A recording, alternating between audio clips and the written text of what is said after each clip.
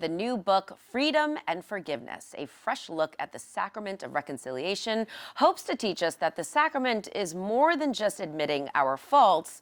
It's an encounter with God's boundless mercy. Joining us now from Derry, Northern Ireland, is author Father Paul Farren. Father Paul, thank you so much for joining us. Thank you for having me.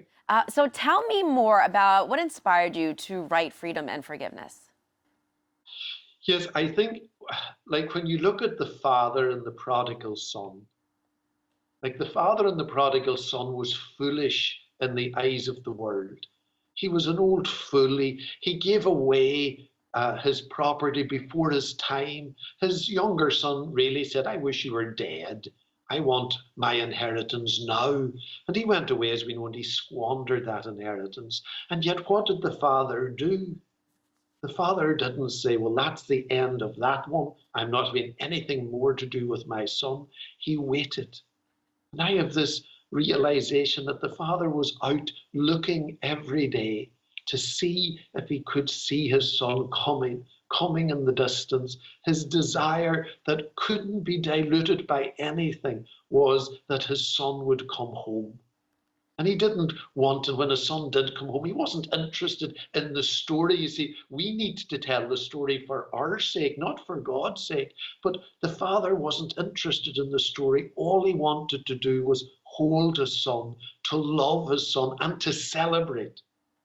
And it's about joy, that the father couldn't contain his joy.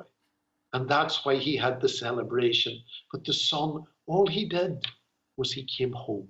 Yeah. He realized that there is this place of unconditional love, this place where I am being waited on, this place where there is a deepest desire for me to be there.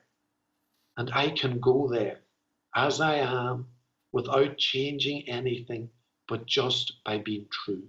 There may be people who struggle to go to confession, and they may be focused completely on themselves and on perhaps why they're struggling. But it would be just wonderful to focus on God the Father and become aware that He's standing out, waiting and looking and trying to see us coming. And as soon as He sees us, He just runs to us and embraces us. And that's absolution. That's when we're freed from our past, and it doesn't matter to God that past anymore because we're home.